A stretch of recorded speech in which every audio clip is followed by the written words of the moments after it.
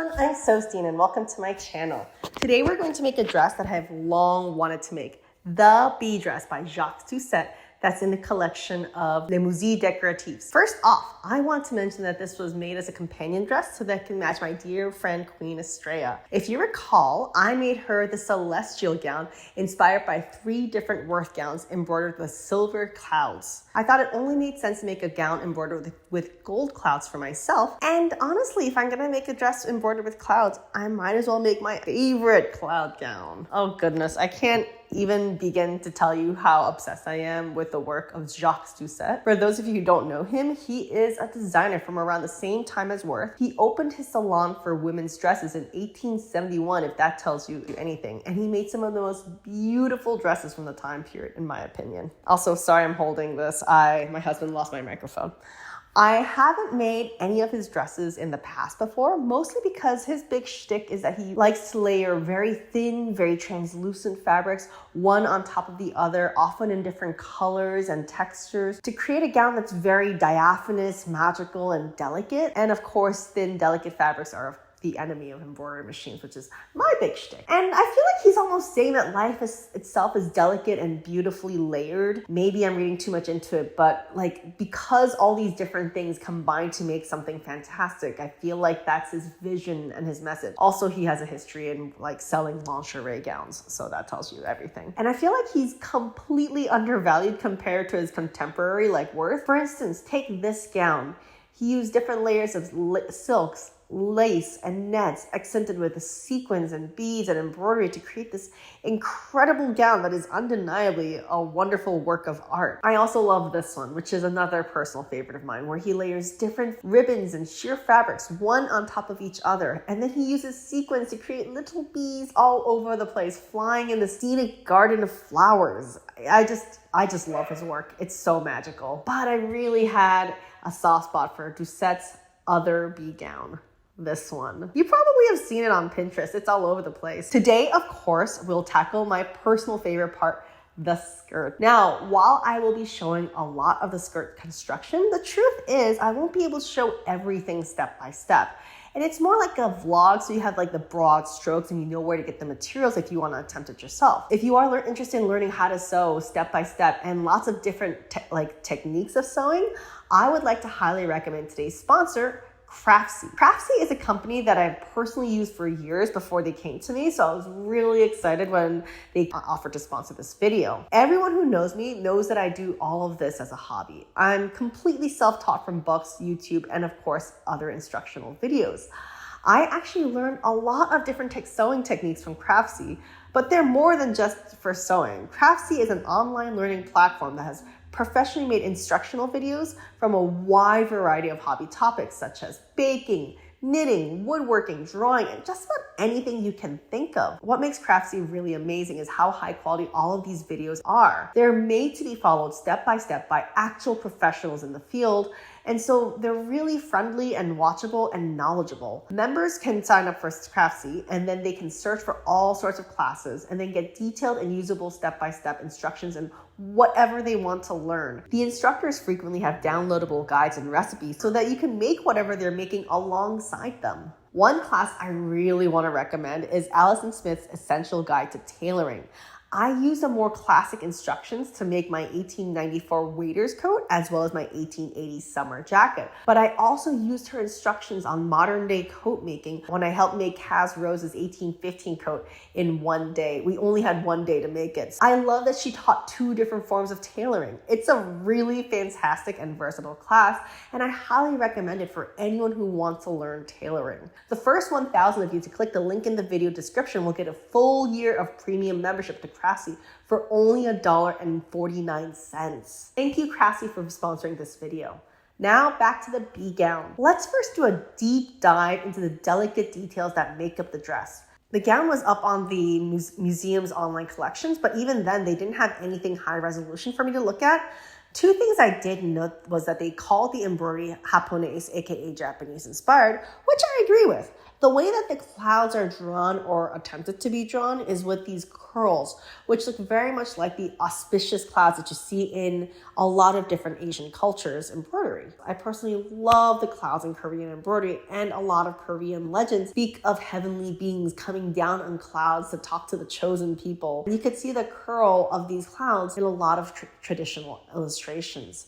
So I agree with the museum that these clouds were very likely inspired by Asian motifs. The really cool thing about this dress is that it's a robe a la transformation, aka it's a gown that has two bodices. One with longer sleeves that's meant to be worn as a casual day dress, as casual as this dress can ever be, and a ball gown bodice you can wear in the evenings for a more formal look. I feel like the whole dress is like the pinnacle of formal wear, but okay. It's interesting. I personally prefer the day look myself, and this is the one that gets circulated everywhere. It took quite a bit of investigating to find the evening look, and I want to thank Kenna for leading me to the right book to find it, as well as Anea on Instagram. I do plan on making both bodices so that this will be a 3-part video series, since I personally think the transformation part is absolutely key to the magic of this dress. Thankfully, Google Art and Culture has a fabulous close-up of this gown so that I can see everything in super duper high resolution. So I didn't have to make too much up, although I made everything up because of reasons, but I'll get into it. This allowed me to take a much closer look at the bees, the clouds, the embroidery in general, and of course the layering of the skirt. The original was made in this very soft fabric. This was layered on top of each other, on top of a beautiful lace, as well as other fabric. The overall effect is a gown that just feels as light and beautiful as the clouds they were embroidering. First, let's look at the bees. Oh God, the bees. They actually have bees of 2 colors, gold and blue. I thought this was a really cool decision, and it gave the gown a really lovely effect. But I do have complaints about the bees themselves. They actually look more like wasps or mosquitoes. And while I appreciate the love of sparkle in their rhinestone eyes, they end up looking very odd to me. I decided mine would be more anatomical. Personally, I love the look of the white-tailed bumblebee or the Bombus luscorum. They're pretty common in Europe, and I think they're just so dang cute. So I went ahead and digitized 7 of these bees in 7 different poses. From the top, side, 3/4, and of course the cute little bum. I decided not to make the blue bees, just a personal preference. I really just want to keep it anatomical. And then I also took a look at their cloud embroidery. While I do appreciate that they were going for the auspicious clouds, because I love like when they try to mimic Asian embroidery, but man, I try to say this with the best way, but theirs are so ugly. HFFA. Excuse me? HFFA. Hot from far away, but up close she's nasty. Overall, the effect is like lovely because there's a lot of them. It's really funny how when you have like a lot of ugly embroidery all together, it still makes like a really cool effect. But when you look at each cloud, it's just like, nah, right? Like, what is this cloud or this? Like, it actually becomes hard to find an actually good cloud. Oof, sorry. So I digitized other auspicious clouds and other Asian motifs, like this gorgeous one on a vase in the collection of the Met Museum clouds. I can't have bad clouds on mine. I mean, I'm Asian, I can't do it. So as for the gown itself, the embroidery is just one part of this incredibly complex gown. If you look closely at the hem, you'll notice that the base gown is made up of layer after layer of thin silk gauze and looks so incredibly delicate and beautiful when it's heaped on top of each other. And then it's topped off by this beautiful floral lace. So now that we have an idea of what we're doing, let's just jump right into the making of the skirt. So for mine, I started out by making a base dress pattern out of silk taffeta. I wanted a 5-gore skirt for this after talking with Matt Carlson and Kendra, both of whom work a ton on late Victorian and Edwardian skirts. We settled on this pattern by wearing history. I did modify the skirt because the original skirt is slightly trumpet shaped, but if you take out the trumpeting on each individual pattern piece, you can make the skirt fuller and more bell shaped instead. So I used this pattern to make my mock-up. I really like the shape, so I made mine out of ivory silk taffeta from Silk Baron for the final. I flatlined it with some cotton muslin for shape, but since the skirt itself was going to be so heavy with the 50 layers of silk gauze I had planned, I didn't want to make it too heavy by using anything heavier than muslin and taffeta. So after flatlining it, I sewed it together.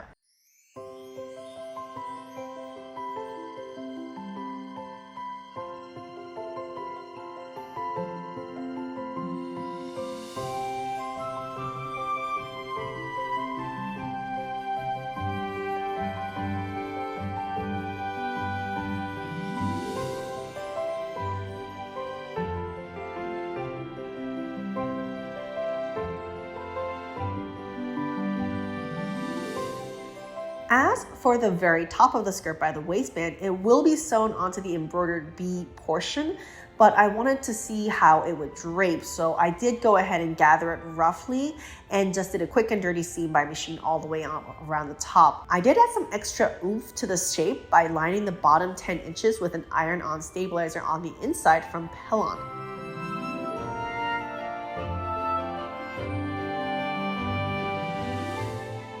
Once this was done, I tried on the skirt and figured out where I wanted the skirt to end. I hemmed it to 1 inch higher than where I would normally want it because I wanted the gauze to be able to flow freely on the bottom. I then spent some time whip stitching the hem down by hand. Now it was time to add the layers and layers and layers of gauze. I don't actually know how much I used. I do know that I bought approximately 60 yards of silk gauze. I did not use all of it, but I did use a lot. The thing is, looking at the image, it looks like there are at least 5, 6, maybe 7 layers of gauze in the bottom of the skirt. It looks so heavy. It's almost looked like gauze was just heaped upon the skirt like scoops of ice cream. So if I put all the gauze layer in one layer on the bottom, the edge would flare out like this. And I wanted to have this smooth, gentle bell shape. So my plan was to do 6 layers of silk gauze all over the bottom, but in different lengths of layers so that at no point are there too many layers at once for a splayed out effect, which is gorgeous FYI on other gowns, but just not quite right for this gown. To do this, I got about 60 yards of silk gauze and a lot of different widths from Dharma Trading Company, who is really one of the few people who even carry silk gauze. They carry it in 2 weights. I actually went with a lighter one. I wanted to make this gauze in multiple widths, all different. So I wanted one ruffle to be 9 inches wide, the next one on top to be 11 inches, the one on top to be 18 inches, 22 inches, and then 27 inches wide. Because hemming this much gauze seems like a giant chore, and also if you look closely at the edge of the original dress, their gauze isn't hemmed. I decided to make mine by getting the gauze and folding it in half. The gauze is so thin. We're talking about 3 grams per yard, that even folded in half, there's still less than paper thin to work with. I do want it to be really ruffled, so I try to ruffle mine in different ways. Initially, I thought about ruffling it by hand, but there's just so much for me to ruffle by hand. So I went ahead and used a machine. Initially, I tried a ruffling foot, but all I did was destroy the fabric as well as the foot itself when it got tangled and tore up the edges. Next, I tried a gathering foot, but again, the gauze was just too thin. This is how thin this gauze is. Finally, I used the Angela Clayton technique of just smushing the fabric at random intervals underneath the regular foot. And oh my God, it worked so well. And then carefully started pinning it onto the base of the skirt. I started with the shortest, the 7-inch wide one, and went around twice all around the bottom of the skirt. So again, now that's 2 layers. I did add a 3rd layer in the very back of the skirt, so where you're going to see the most of it, for 3 layers. I then added in the 11-inch and then the 18-inch and the 22-inch and the 27-inch. It already looked pretty magical. I do think that the original skirt probably had a neater edge than it does now, and that a lot of the rumpled look comes with time and wear. So I'm not too worried about how neat my edge is looking. I am sure it'll get messy with time and look more rumpled, which makes it look, in my opinion, a little better.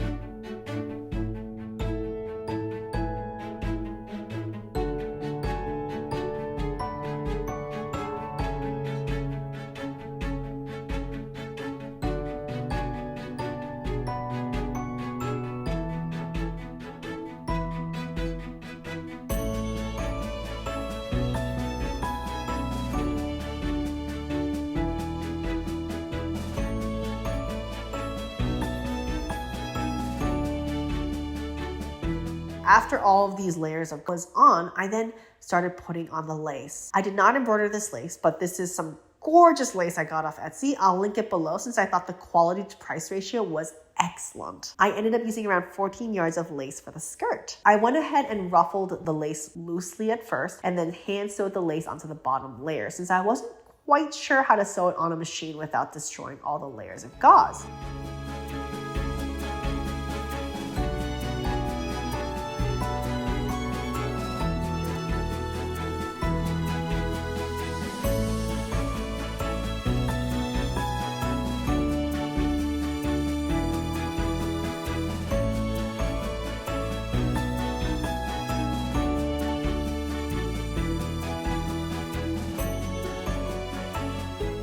but I did manage to sew the top layer on with my Babylock Soprano, which did save me about 3 hours.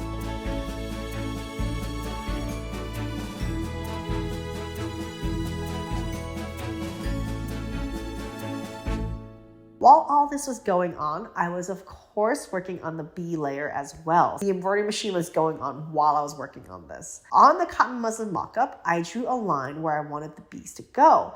I then cut up the skirt into the pieces and then scanned it into the computer 11 inches by 8 inches at a time. Using Adobe Photoshop, I put all the pieces together to make the 3 large pattern pieces, the front, the side, and the back. I then put all the clouds and bee files on, repeating and changing up the angles, mirroring the bees so that the clouds and the bees all felt unique, even though there were only 7 unique bee designs and 9 cloud designs. Once the files were designed, I then broke up the pieces to fit my 8-inch by 14-inch hoop. This meant that the front panel was in 4 pieces and the back was in 9 pieces and the side was in about 8 pieces. Now for my top fabric, I actually chose to use a silk satin, this gorgeous watery silk that Erica from Erica a la Mode had introduced me to. It's called Sand Wash Silk Satin, and it's the one she recommended for the Padme Lake gown, another dress that's definitely on my to make one day list. And I thought it would work really well with this particular project. I played around with a lot of different shades of gold thread and ended up going with this bronzy gold for the clouds, brighter gold for the wings, and silk threads for the bees themselves. All in all, I spent over 120 hours digitizing, testing, and embroidering all the pieces for the skirt. If I didn't mess up, I think it would have been closer to 90. There were a lot of mess ups because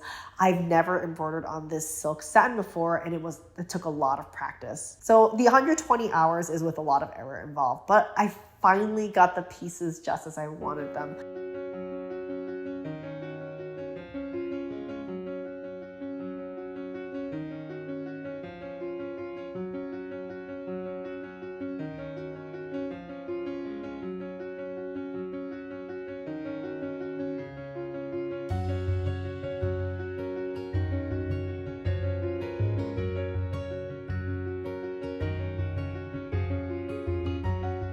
I trimmed away the excess fabric and cleaned up the pieces and started sewing the panels together. The original had a hem all the way around the embroidery, but I wanted my clouds to kind of feel a little bit more organic, so I actually trimmed it.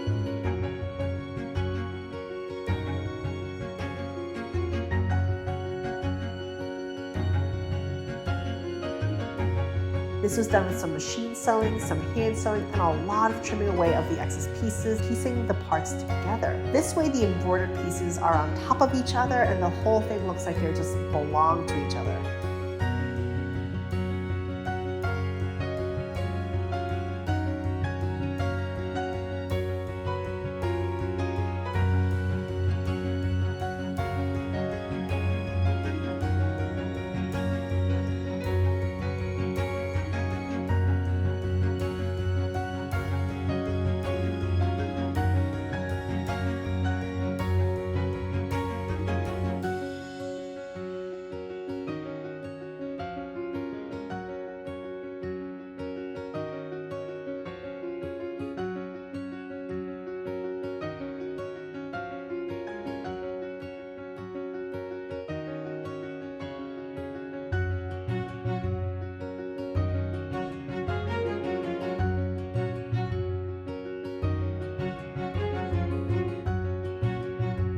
By the way, I did make 2 of the front panel pieces so that they could overlap each other, since the original design looks like it was a wrap skirt.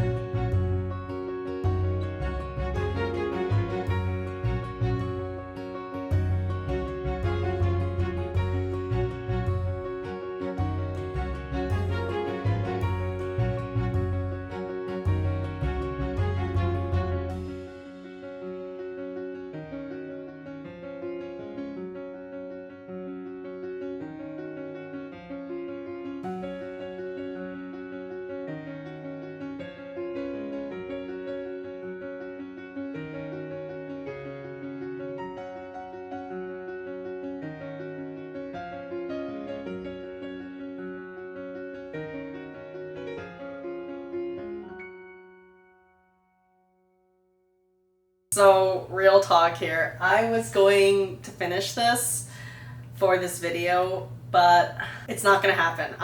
This part looks really clean, but if you look at the rest of the house, it's a hot mess because I literally moved in here about a week ago and I cannot find my sewing supplies. So I'm so sorry guys, this is not gonna be done for this video. I kind of wanted to show you how much I'd done so that you could see what 120 hours of embroidery and about 65 hours of sewing looks like. And but I'm really proud of it already. It's gonna be amazing, but I am gonna take a month to kind of unpack. So next month's video will be the sewing room video, and then the month after that will be this, as well as the jacket bodice, and the month after that will be the ball gown bodice. So sorry, my life has been so hectic recently, but I really want to say thank you for watching. Okay, bye. If you're curious as to why I've been so quiet on Instagram and YouTube recently, it's because I have sold my house in Jersey, moved to St. Louis, and then Chicago, bought a house in Chicago, and we just moved in. Look for me if you're ever around Illinois. If you're new here, I really do my best to make the prettiest gowns on the planet on this channel. So please don't forget to subscribe and click the bell so you get notifications about when I post. Thanks for watching.